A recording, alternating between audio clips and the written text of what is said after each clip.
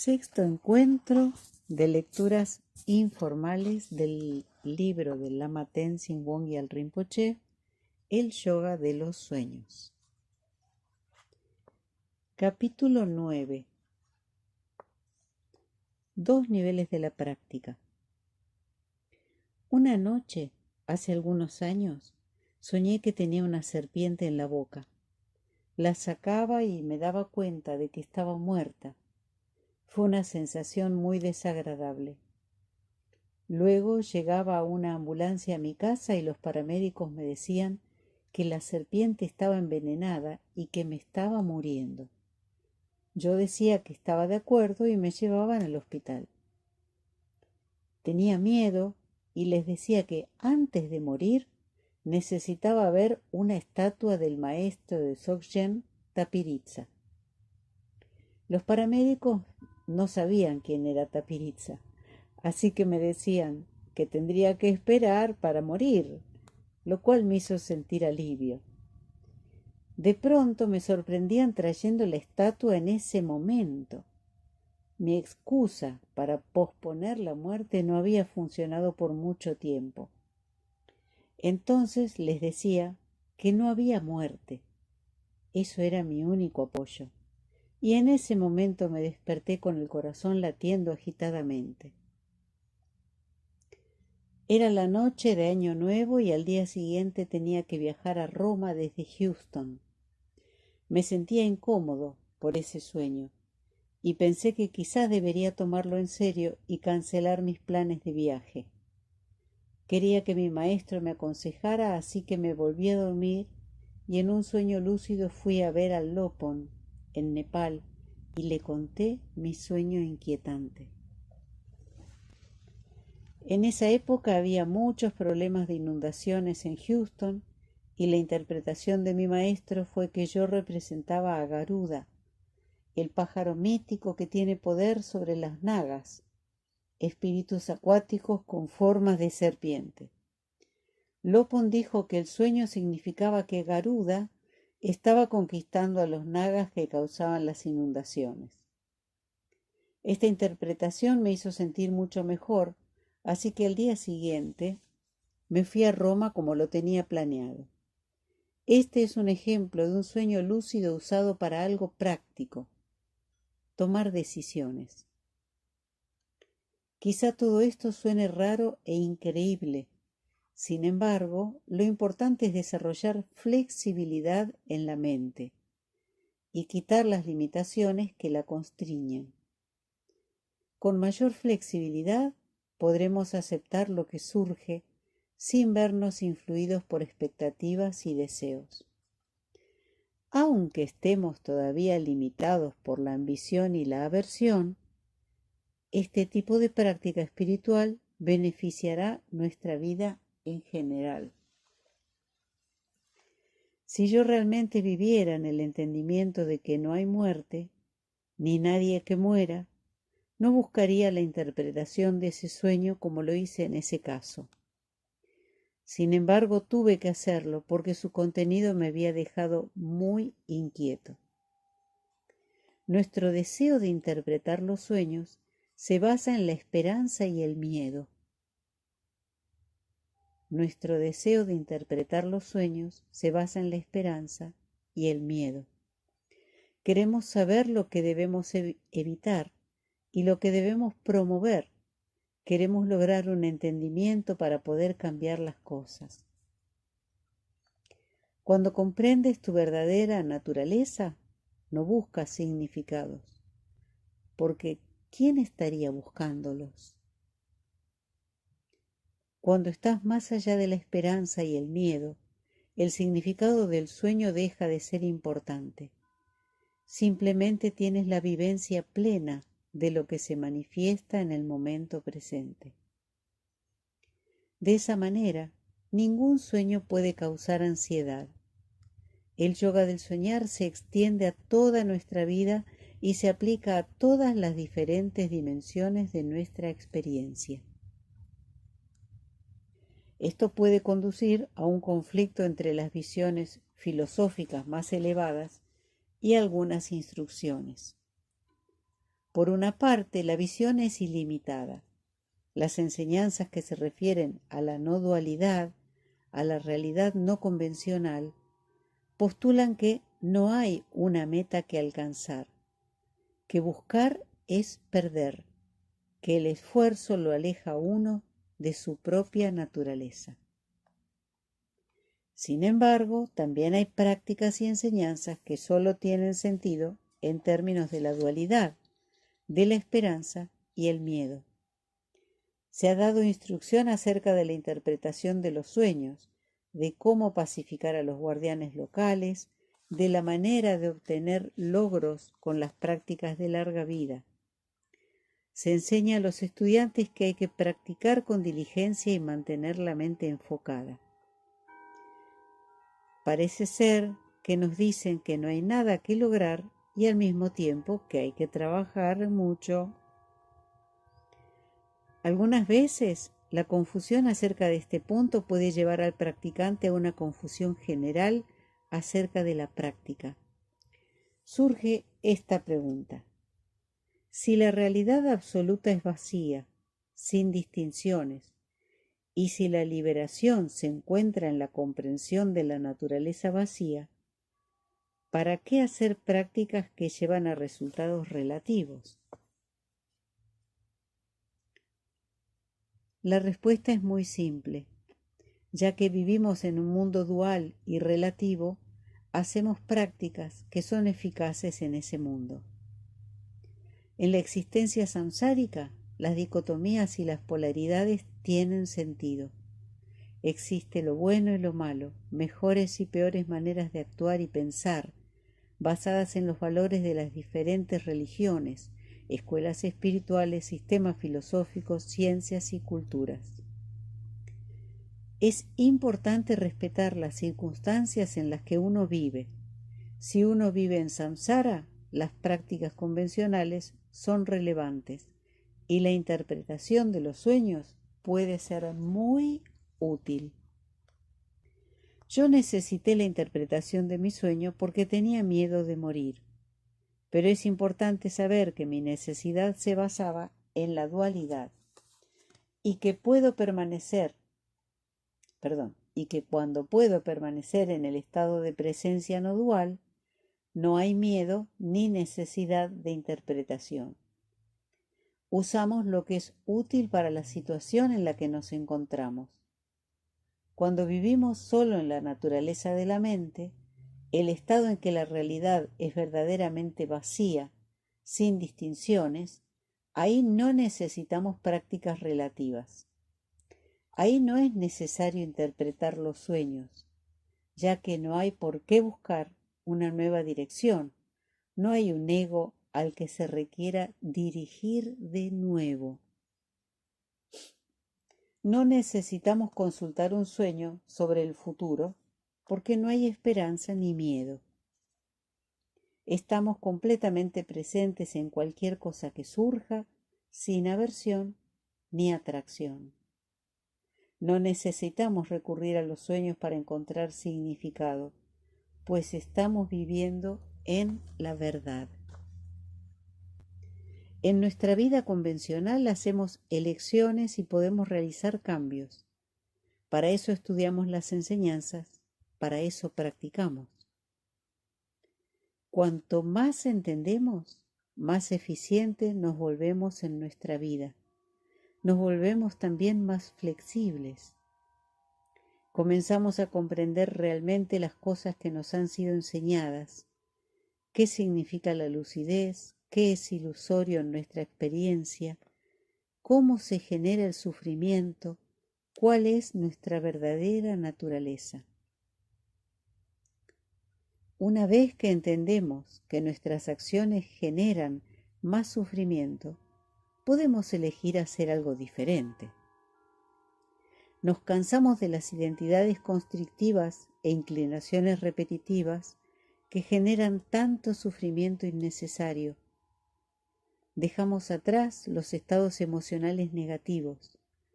Nos entrenamos para superar la distracción y permanecer en el estado de presencia pura.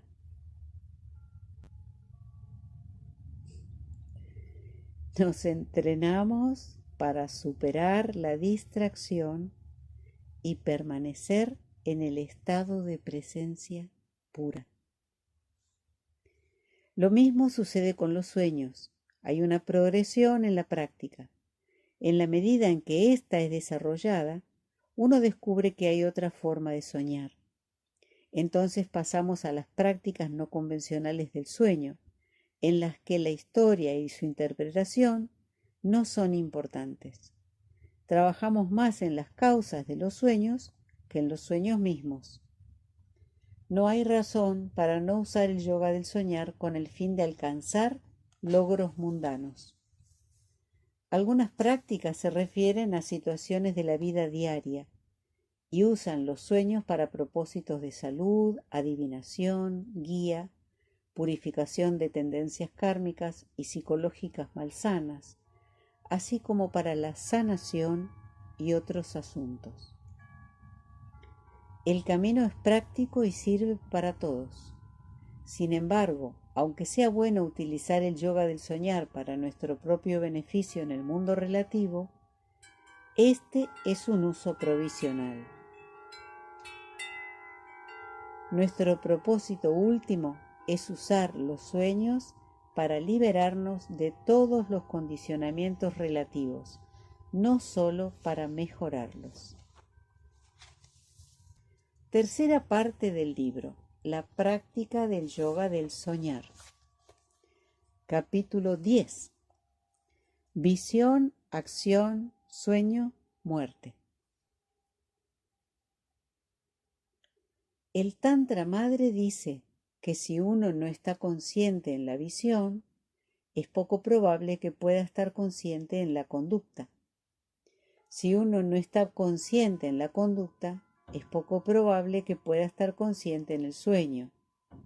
Y si uno no está consciente en el sueño, es poco probable que pueda estar consciente en el bardo después de la muerte. ¿Qué significa esto? Visión. En este contexto no solamente es respecto a los fenómenos visuales, sino a la totalidad de la experiencia. Visión incluye cada percepción, sensación, suceso mental y emocional, así como todo lo que parece ser externo a nosotros.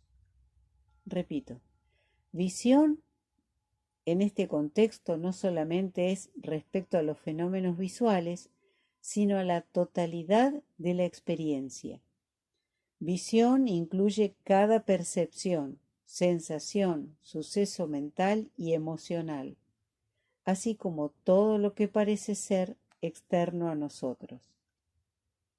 Visión es lo que vemos como experiencia, es nuestra experiencia. No estar consciente en la visión significa ser incapaz de ver la verdad de lo que surge en la experiencia, dejándose en cambio engañar por los malentendidos de la mente dual y confundiendo la realidad con las proyecciones y fantasías de ésta. Cuando no tenemos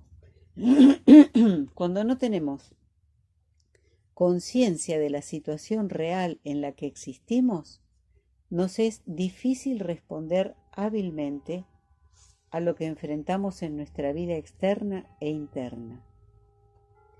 Más bien reaccionamos de acuerdo con los hábitos kármicos de codicia y aversión, y nos dejamos llevar de aquí para allá por la infelicidad y la esperanza ilusoria. Actuar basados en estas confusiones es lo que se denomina falta de conciencia en la conducta.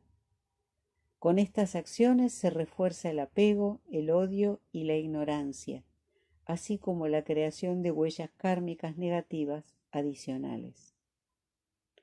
Los sueños surgen de las mismas huellas kármicas que gobiernan nuestras experiencias de vigilia.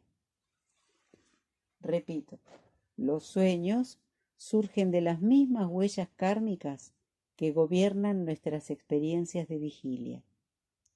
Si estamos muy distraídos para entender las fantasías y engaños de la mente cambiante durante el día, es muy posible que estemos sujetos a las mismas limitaciones durante el sueño. Esto es no estar conscientes en el sueño. Los fenómenos que enfrentamos en el sueño evocarán en nosotros las mismas emociones y reacciones duales en las que nos podemos perder durante la vigilia, y nos será difícil desarrollar lucidez u ocuparnos de prácticas posteriores. Entramos en el bardo, el estado intermedio después de la muerte, igual que entramos en el sueño después de dormirnos. Si nuestra experiencia durante el sueño carece de claridad y se caracteriza por estados emocionales confusos y reacciones habituales, nos habremos entrenado para vivenciar los procesos de muerte de la misma manera. Al reaccionar de manera dual a las visiones del estado intermedio, nos veremos arrastrados hacia una esclavitud kármica posterior, y nuestro futuro renacimiento estará determinado por aquellas tendencias kármicas que hayamos cultivado en la vida. Esto es la falta de conciencia en el bardo.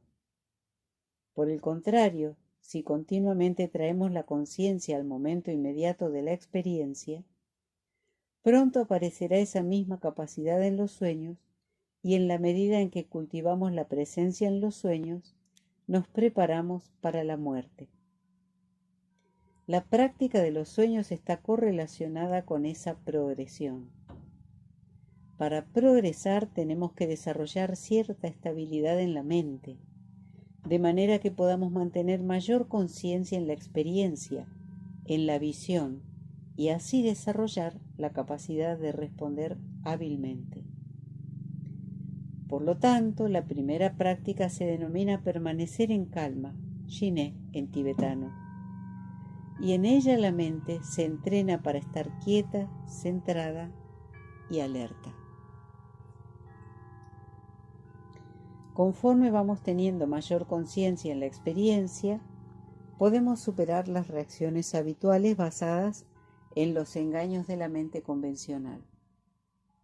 Las 4 prácticas de cimentación desarrollan la flexibilidad al entrenar a la mente para usar cada objeto de la experiencia de vigilia como un motivo para incrementar la lucidez y la presencia. En la medida en que aflojamos el control de las reacciones kármicas, podemos elegir actuar de manera positiva, y esto es lo que significa estar consciente en la conducta. La conciencia que hemos estabilizado en la experiencia de vigilia y que se manifiesta naturalmente en nuestra conducta, empieza a permanecer durante el sueño. Las prácticas de cimentación utilizan la comprensión del prana, los chakras y la mente como un apoyo para fortalecer la conciencia en el sueño. Se efectúan antes de dormir y en 3 ocasiones en las que uno despierta durante la noche. Una vez que se ha desarrollado lucidez, hay otras prácticas que se hacen durante el sueño mismo para desarrollar la flexibilidad mental y para romper las limitaciones y confusiones que nos atan al samsara. Así como la lucidez y la presencia que se cultivan durante el estado de vigilia se llevan al sueño, la lucidez y la presencia que se cultivan en el sueño son guiadas a la muerte. Si uno domina la práctica del yoga del soñar, uno se prepara para entrar en el estado intermedio después de la muerte con una perspectiva correcta y con la estabilidad en la presencia no dual que se necesita para lograr la liberación. Esta es la secuencia. 1. Conciencia en el primer momento de la experiencia. 2. Conciencia en la respuesta. 3. Conciencia en el sueño. Y 4. Conciencia después de la muerte. No es posible comenzar por el final. Tú puedes evaluar por ti mismo la madurez de tu práctica. Examina tus sentimientos y reacciones ante los fenómenos de la experiencia cuando te enfrentas a ellos. ¿Estás controlado por las interacciones con los objetos de la experiencia? ¿O puedes controlar tus reacciones? ¿Te ves arrastrado por reacciones emocionales causadas por atracciones y aversiones? ¿O puedes permanecer con una presencia estable en diversas circunstancias? En el primer caso, la práctica cultivará la presencia necesaria para liberarte del condicionamiento y de las reacciones kármicas. En el segundo, podrás desarrollar mayor estabilidad en la conciencia y tus sueños cambiarán de manera extraordinaria. Capítulo 11. Permanecer en calma, Shiné. Un buen yogui de los sueños debe tener una presencia lo suficientemente estable para no ser arrastrado por los vientos y las emociones kármicas y para no perderse en los sueños. A medida que la mente se estabiliza, los sueños son más largos, menos fragmentados, se pueden recordar fácilmente y se desarrolla la lucidez. La vida de vigilia también es enriquecida conforme descubrimos que cada vez estamos mejor protegidos contra los devaneos de las reacciones emotivas habituales que nos llevan a la distracción y a la infelicidad, y que en su lugar podemos desarrollar los rasgos positivos que nos conduzcan en la felicidad y nos ayuden en el viaje espiritual. Todas las disciplinas yógicas y espirituales incluyen alguna forma de práctica que desarrolla la concentración y la serenidad en la mente. En la tradición tibetana, esta práctica es llamada permanecer en calma, Shiné. Se reconocen 3 niveles en el desarrollo de la estabilidad de la mente: Shiné con esfuerzo, Shiné natural y Shiné absoluto. Shiné se inicia con la fijación mental en un objeto, y una vez que la concentración es lo suficientemente firme, pasa a la fijación sin objeto. Inicia la práctica sentándote en la postura de meditación de los 5 puntos, las piernas cruzadas, las manos en los muslos en posición de meditación, con las palmas hacia arriba y una encima de la otra. La columna recta pero no rígida, la cabeza un poco inclinada hacia abajo para enderezar el cuello. Los ojos abiertos. Estos deben estar relajados, ni muy abiertos ni muy cerrados.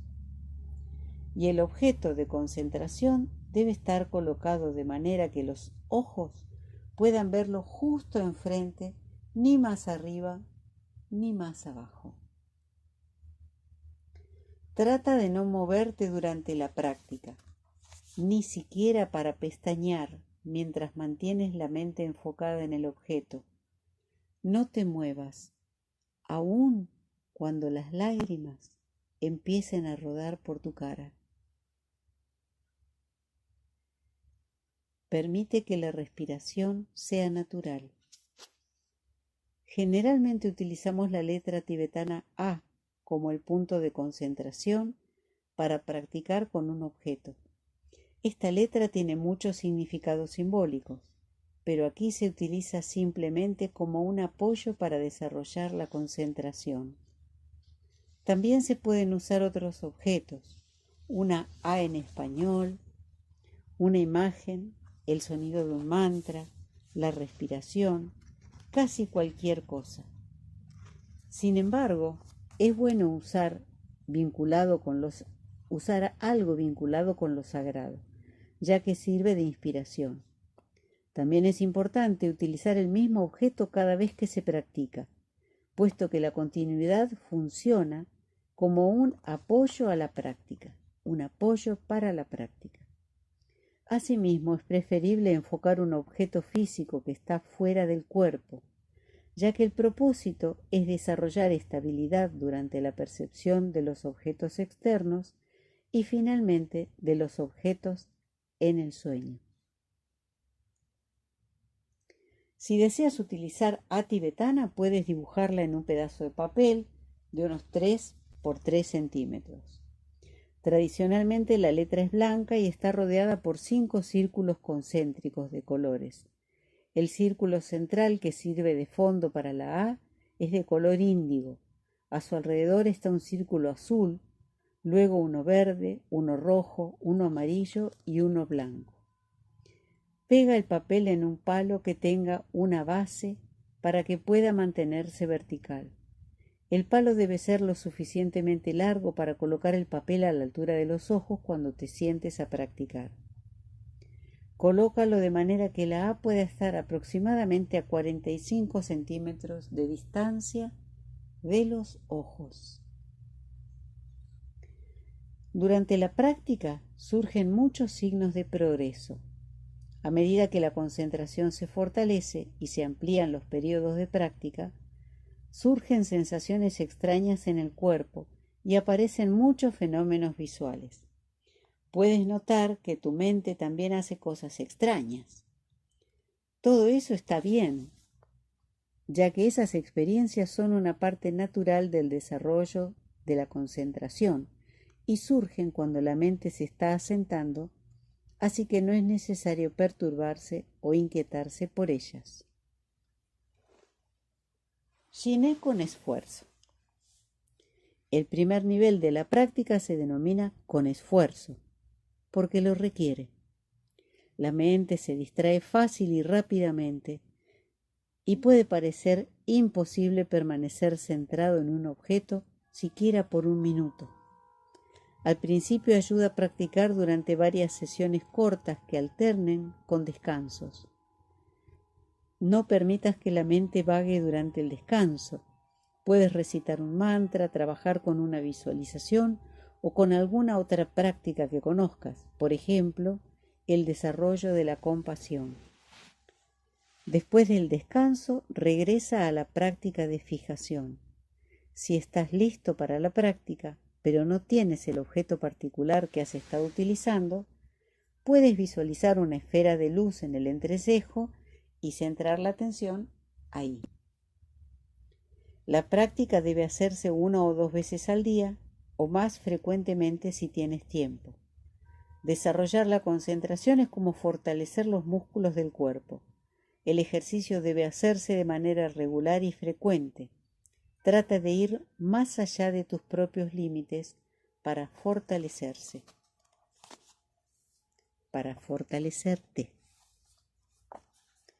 Mantén la mente sobre el objeto. No sigas los pensamientos del pasado o del futuro, ni permitas que la atención sea arrastrada por la fantasía, los sonidos, alguna sensación física o cualquier tipo de distracción. Solo permanece en la sensualidad del momento presente. Solo permanece en la sensualidad del momento presente. Y concentra tu mente en el objeto a través de los ojos con toda la fuerza y claridad de que seas capaz. No pierdas la conciencia del objeto ni por un segundo. Respira cada vez más suavemente hasta que pierdas la sensación de estar respirando. Poco a poco permítete entrar más profundamente en la quietud y la calma. Asegúrate de que el cuerpo se mantenga relajado sin tensarlo cuando te concentres, pero sin que caiga en el estupor, el embotamiento o el trance. No hay que pensar en el objeto, sino dejarlo estar en la conciencia. Esta es una distinción importante.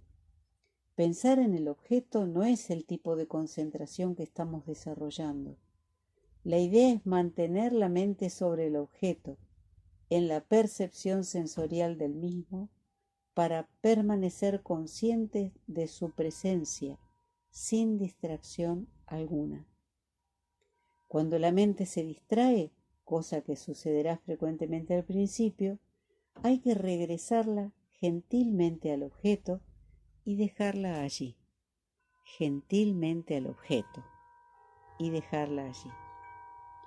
Shiné natural.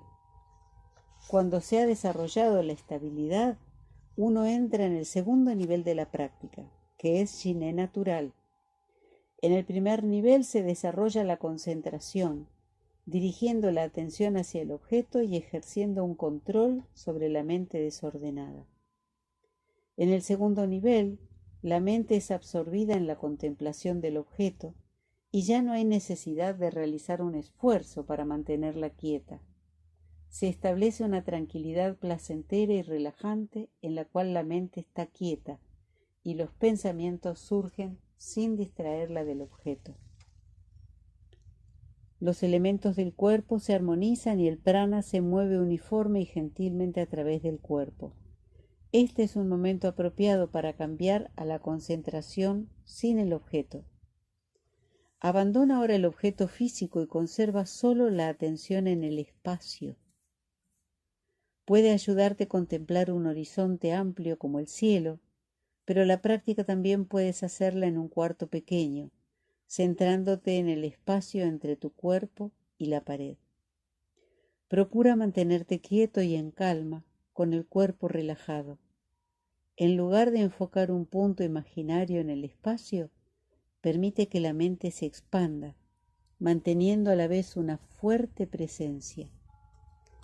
A esto lo denominamos disolver la mente en el espacio o mezclar la mente con el espacio, y conduce a una serenidad estable y al tercer nivel de la práctica de Shiné. Shiné absoluto. Mientras que en el segundo nivel hay todavía cierta pesadez debida a la absorción en el espacio, el tercer nivel se caracteriza por una mente tranquila, ligera, relajada y flexible. Una mente tranquila, ligera, relajada y flexible. ¡Wow! Los pensamientos surgen y se disuelven espontáneamente sin ningún esfuerzo. La mente se integra plenamente con su propio movimiento. En la tradición Dzogchen, este es el momento en el que el maestro introduce al estudiante en el estado natural de la mente. En virtud de que el estudiante ha desarrollado Shiné, el maestro puede señalar aquello que el estudiante ya ha vivenciado, en lugar de describir un nuevo nivel para alcanzar. La explicación, conocida como instrucción indicativa, se da para llevar al estudiante a reconocer aquello que ya está allí, para que pueda discernir entre la naturaleza de la mente, que es conciencia pura no dual, y la mente cambiante del pensamiento y el concepto. Este es el último nivel de la práctica de Shiné, permanecer en la presencia no dual en el propio Rigpa. Último título de hoy: obstáculos. Al desarrollar la práctica de Shiné deben vencerse 3 obstáculos: la agitación, la somnolencia y la lasitud. La agitación dificulta la concentración y provoca que la mente salte de un pensamiento a otro. Para prevenir esto, relájate antes de la sesión de práctica, evitando actividades mentales o físicas excesivas. Hacer estiramientos suaves puede ayudar a relajar el cuerpo y a quitar la mente. Una vez que te sientes a meditar, haz algunas respiraciones lentas y profundas.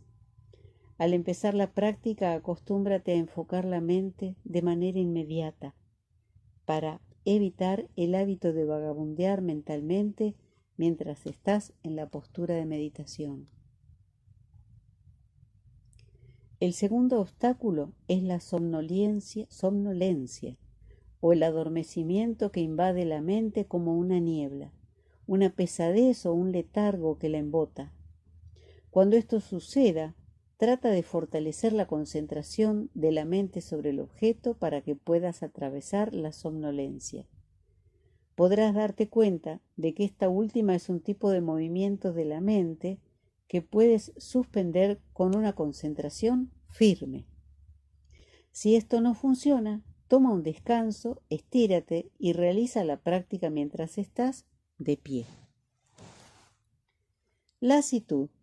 El tercer obstáculo es la lasitud, Cuando lo enfrentes puedes sentir que la mente está tranquila, pero de que una manera débil y pasiva en la que la concentración no tiene firmeza.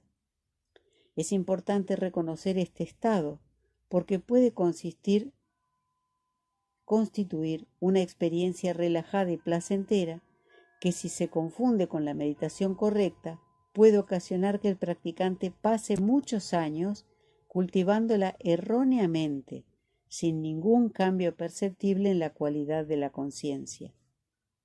Si pierdes fuerza en la concentración y tu práctica se afloja, endereza la postura y despierta la mente.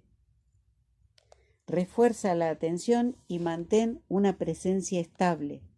Considera la práctica como algo preciado, puesto que realmente lo es, y que te conducirá a la realización más elevada, pues así lo hará. Considera la práctica como algo preciado, puesto que realmente lo es, y que te conducirá a la realización más elevada, pues así lo hará. Al fortalecer la intención, automáticamente se fortalecerá la cualidad despierta de la mente.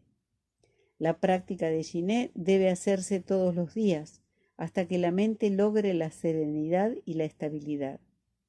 No es solo una práctica preliminar, sino una ayuda en cualquier momento de la vida del practicante.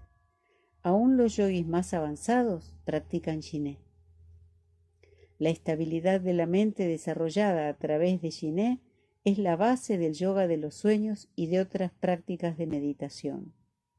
Una vez que alcanzamos una estabilidad segura y firme en la presencia tranquila, podremos desarrollarla en todos los aspectos de la vida. Una vez estabilizada esta presencia, podrá encontrarse siempre y no se verá arrastrada por los pensamientos y las emociones. Entonces permaneceremos en la conciencia, a pesar de que las huellas kármicas continúen produciendo imágenes oníricas cuando dormimos. Esto abre la puerta a las prácticas posteriores de los yogas del dormir y del soñar. Bueno, hasta aquí la sexta entrega de las lecturas informales. Hasta la próxima, muchísimas gracias.